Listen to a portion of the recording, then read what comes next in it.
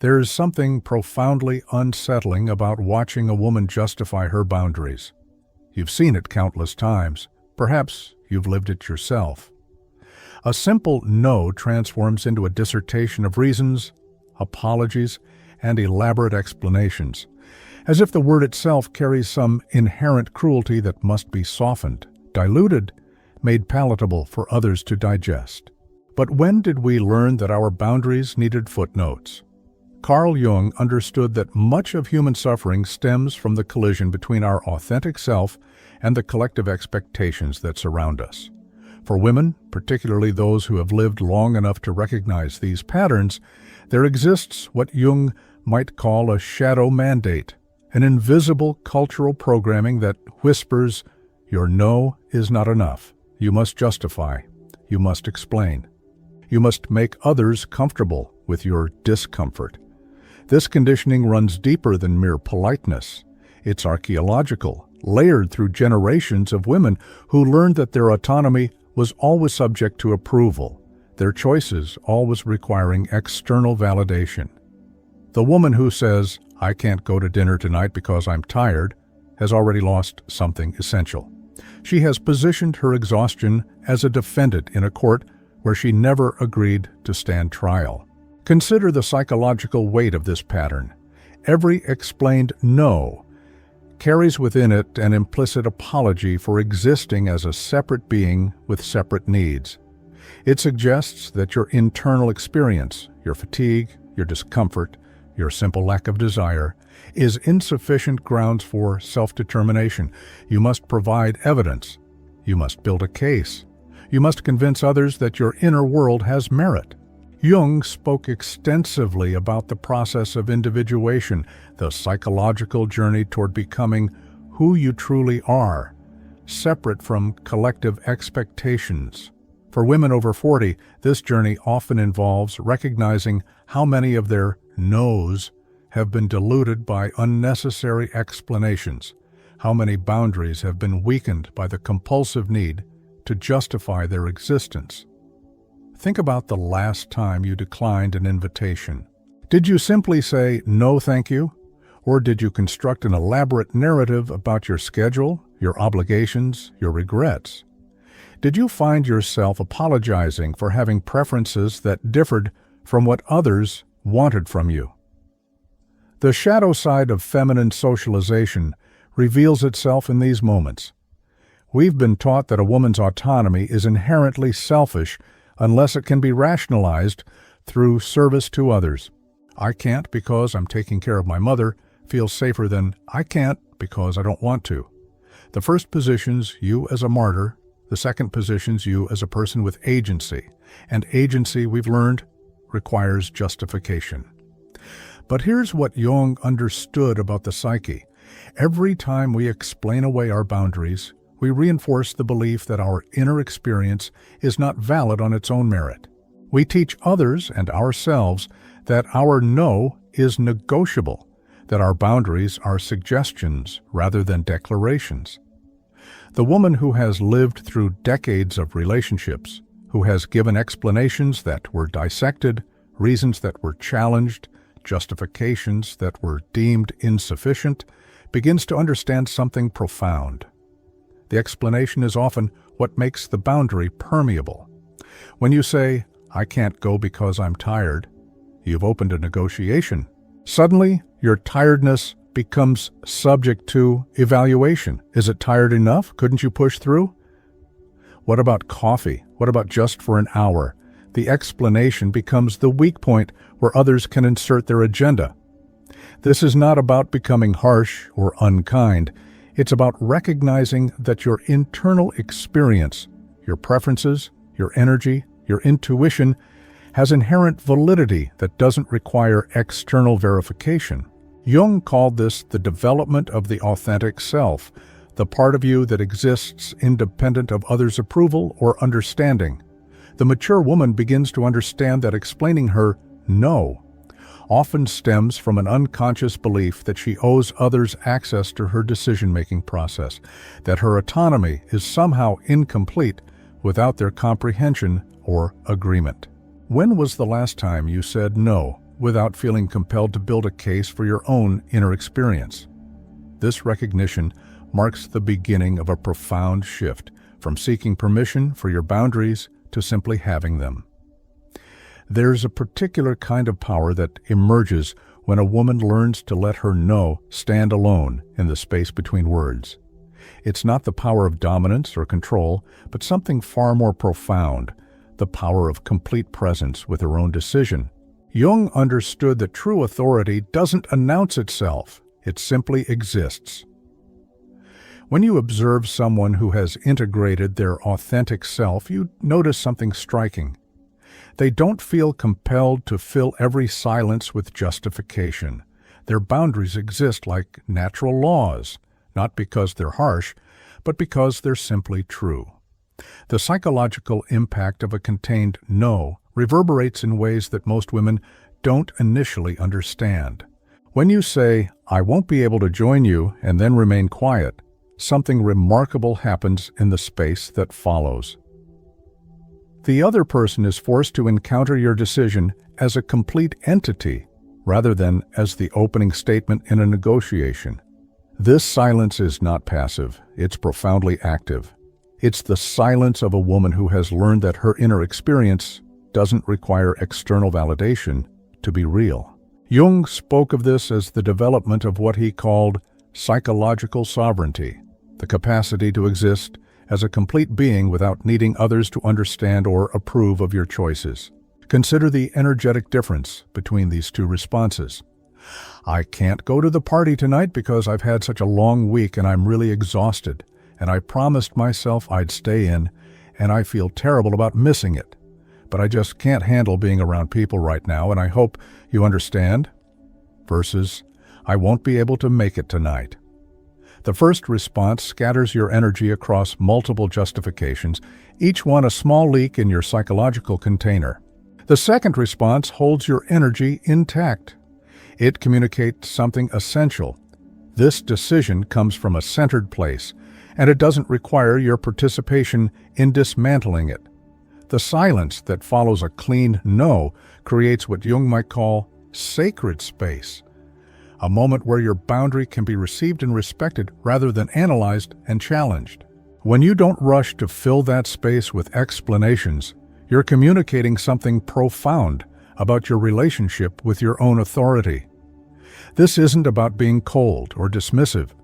The woman who has learned to let her no breathe often speaks with more warmth and presence than someone frantically justifying their choices.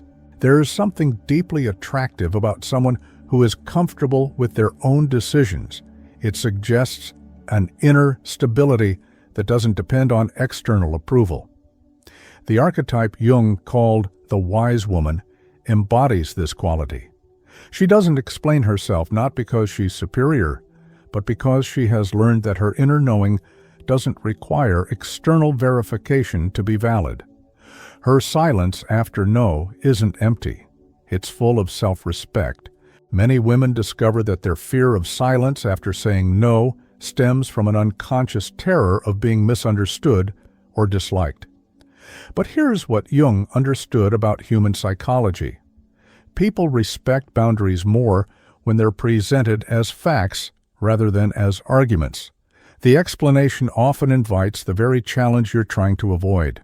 When you let your no stand without elaboration, you're modeling something essential for others, that adults can have preferences without needing to justify them to other adults.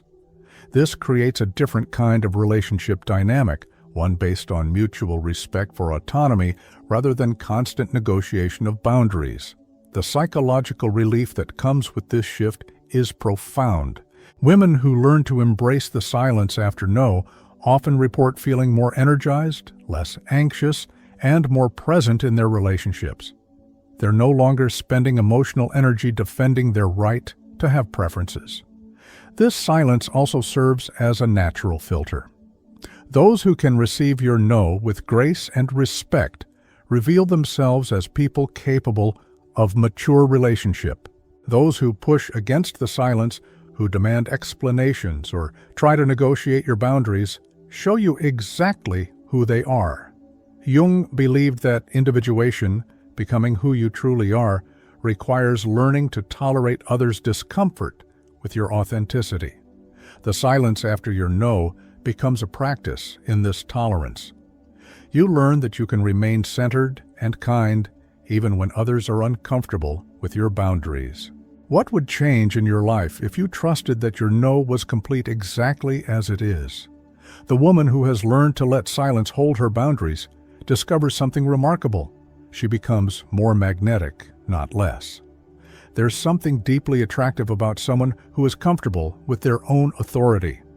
One of the most profound psychological traps that women fall into is the unconscious belief that saying no to someone's request is equivalent to rejecting them as a person. This confusion between declining an action and dismissing a human being creates an internal conflict that Jung would recognize as a collision between authentic self-expression and the shadow of collective guilt. The mature woman learns to navigate this distinction with surgical precision. She understands that when she says, "I can't help you move this weekend," she is not saying, "I don't value you as a person." Yet the cultural programming runs so deep that many women experience genuine anxiety about this differentiation, as if their boundaries somehow diminish their capacity for love. Jung's concept of psychological projection helps us understand what happens in these moments. When someone receives your no as personal rejection, they are often projecting their own relationship with boundaries onto your behavior. The person who cannot distinguish between no to the request and no to me is revealing their own underdeveloped relationship with autonomy, both their own and others. This is particularly relevant when dealing with men who have not learned to separate their worth from others' availability to them. The man who responds to "I'm not available for dinner tonight" with hurt feelings or accusations of coldness is demonstrating what Jung might call an inflated ego, a psyche that requires constant external validation to maintain its sense of value. The woman who has done her psychological work learns to hold space for this distinction without absorbing others' emotional reactions to her boundaries. She can say no with genuine warmth because she understands that her refusal comes from self-care, not from a lack of care for others. Consider the energetic difference in these approaches.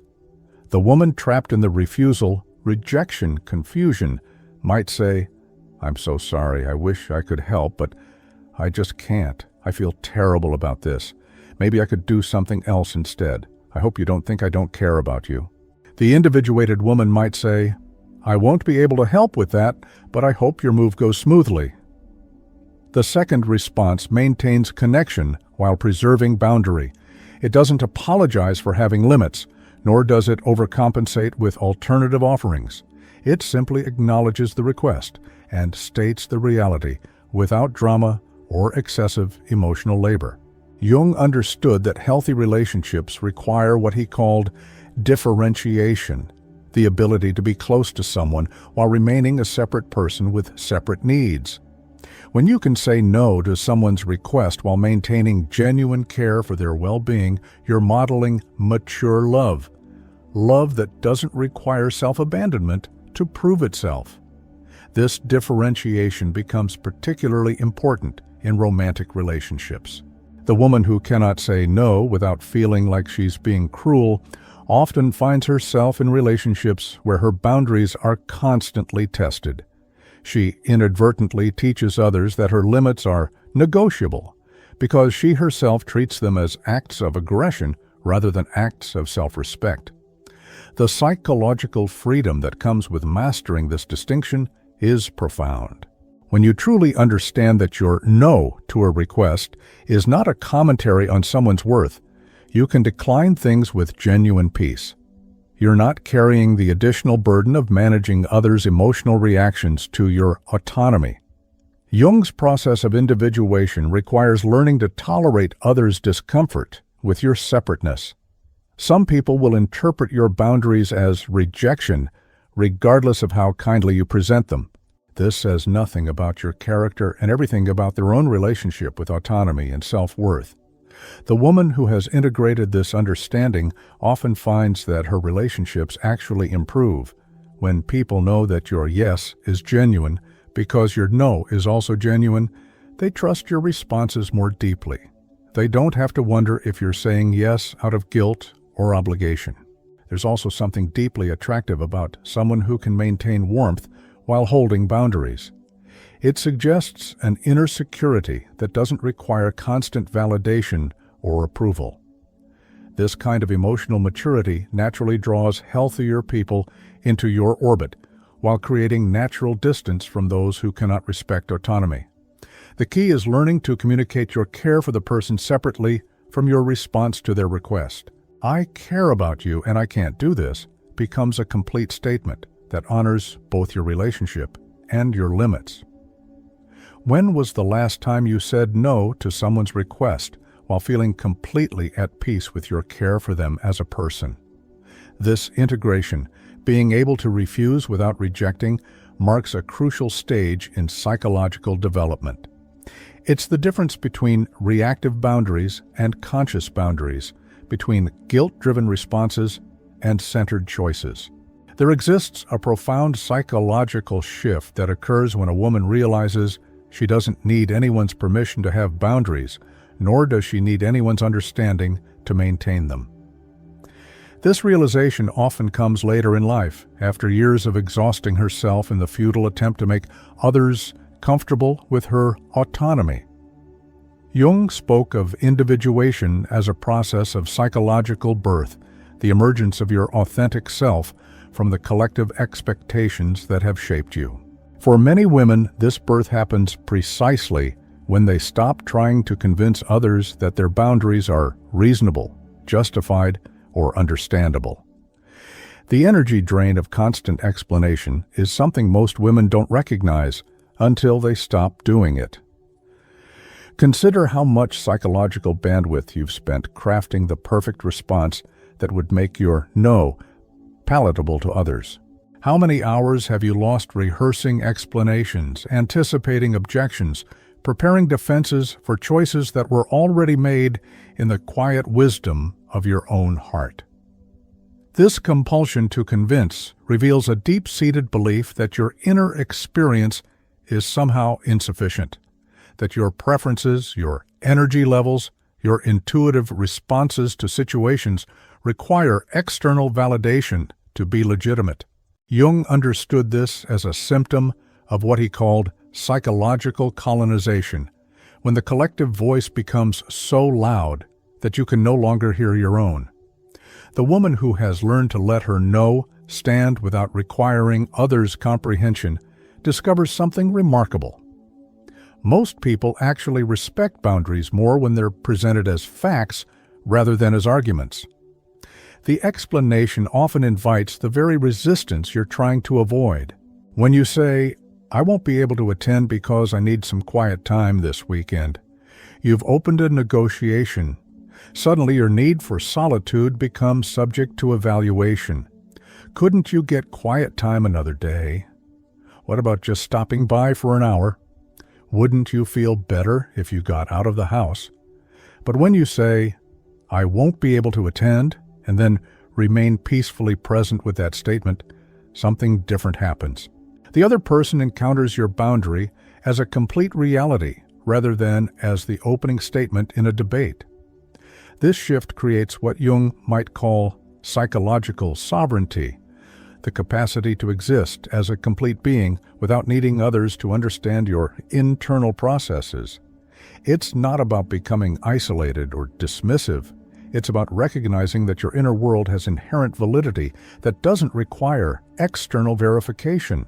Many women discover that their fear of not being understood stems from a childhood wound, perhaps growing up in an environment where their feelings were constantly questioned, where their preferences were treated as inconveniences, where their no was seen as negotiable. The adult woman then carries this wound into every boundary-setting situation, unconsciously seeking the validation she never received. But here's what Jung understood about healing. You cannot get from others what you don't give yourself. The woman who constantly explains her boundaries is often seeking from others the very understanding and respect she hasn't yet learned to give her own inner experience. The liberation that comes with releasing this need to convince is profound and multifaceted. First, there is the obvious relief of not having to spend emotional energy defending your right to have preferences. But deeper than that, there's the recognition that you are complete exactly as you are, with whatever level of social energy you have, whatever capacity for engagement feels authentic in any given moment. This doesn't mean becoming rigid or unkind. The woman who has integrated this understanding often becomes more present and more genuinely warm in her interactions because she's not simultaneously managing her own anxiety about others' approval. She can be fully where she is because she's not partially somewhere else, crafting explanations for her choices. Jung believed that authentic relationships could only exist between individuated people, those who had learned to be complete within themselves. When you stop trying to convince others that your boundaries are reasonable, you create space for relationships based on mutual respect rather than constant negotiation. The ripple effects extend beyond individual interactions. Women who model this kind of boundary setting often find that others in their lives begin to respect their own limits more fully. There's something contagious about psychological freedom. It gives others permission to stop over-explaining their own choices. Perhaps most importantly, this shift allows you to hear your own inner voice more clearly. When you're not constantly translating your authentic responses into socially acceptable explanations, you develop a more direct relationship with your own wisdom. What would your life look like if you trusted that your inner experience was valid, regardless of whether others understood it? The woman who has learned this lesson discovers that she becomes more magnetic, not less. There is something deeply attractive about someone who is comfortable with their own authority, who doesn't need your approval to know their own mind. There's a paradox that Jung would have appreciated deeply. The woman who becomes most comfortable saying no often finds herself surrounded by people who genuinely want to hear her yes. This isn't coincidence.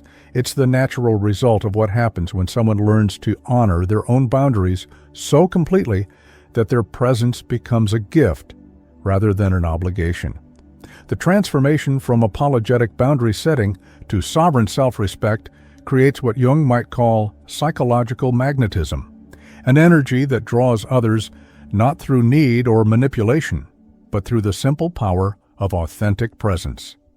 When you no longer scatter your energy explaining why you can't do something, that energy consolidates into something far more attractive, genuine availability when you choose to be available. Consider the energetic signature of a woman who has mastered this art. When she says yes to dinner, you know she genuinely wants to be there. When she declines, you don't take it personally because her no carries no apology, no guilt, no suggestion that she wishes she were different than she is. Her boundaries become a form of clarity that makes every interaction more honest, more present, more real. This is the embodiment of what Jung called the queen archetype, not the queen who rules through dominance, but the queen who rules through sovereignty over her own inner kingdom. She doesn't need to explain her decisions because they emerge from a place of such deep self-knowledge that they carry their own authority. The practical effects of this transformation ripple through every area of life. In romantic relationships, the woman who can say no without explanation often finds herself with partners who respect her autonomy rather than trying to negotiate it away. Her clear boundaries act as a natural filter, attracting those who are emotionally mature enough to appreciate rather than challenge her self-respect. In friendships, this clarity creates deeper intimacy. When people know that your yes is genuine, that you're not saying yes out of guilt or obligation, they trust your presence more completely. The relationships that survive this shift are the ones that were built on genuine connection rather than on your willingness to abandon yourself for others' comfort. Professionally, the woman who has learned to decline without over-explanation often finds that her yes carries more weight. Colleagues and clients begin to understand that when she commits to something, she's fully committed because she's learned to only commit to what aligns with her authentic capacity and values. But perhaps the most profound transformation happens in the relationship with solitude. Jung understood that individuation requires periods of withdrawal from collective demands, times when you turn inward to reconnect with your authentic self. The woman who can say no to social obligations without feeling compelled to justify her need for solitude discovers that her alone time becomes genuinely restorative rather than guilt-ridden. This solitude isn't loneliness. It's what Jung called creative withdrawal, the necessary retreat that allows the psyche to integrate experiences and reconnect with its own wisdom.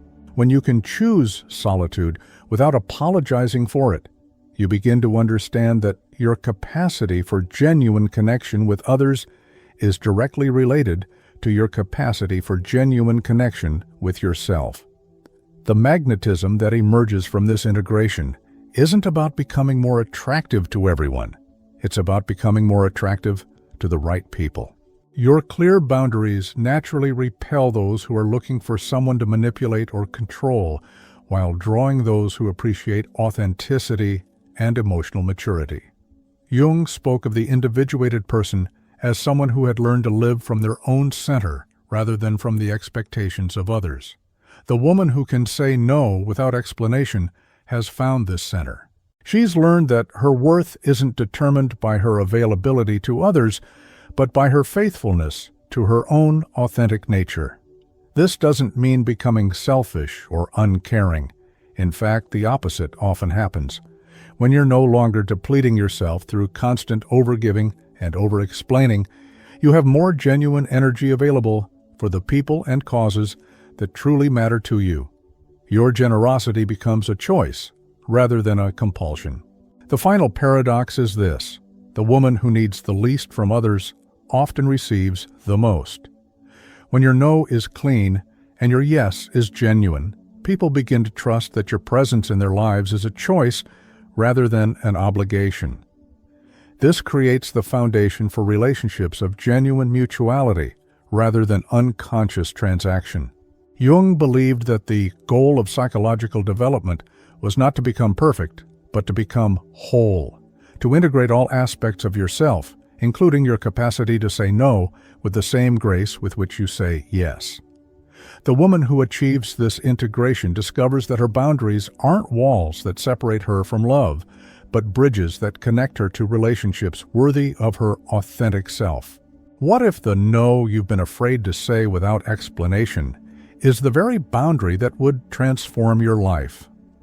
In the end, learning to say no without explaining yourself isn't about becoming harder. It's about becoming more real. And in a world full of people performing versions of themselves for others' approval, authenticity becomes the rarest and most magnetic quality of all. The woman who has learned this lesson discovers that she doesn't need to chase connection, respect, or love. When you honor your own boundaries completely, these things find their way to you naturally, drawn by the unmistakable energy of someone who knows her own worth.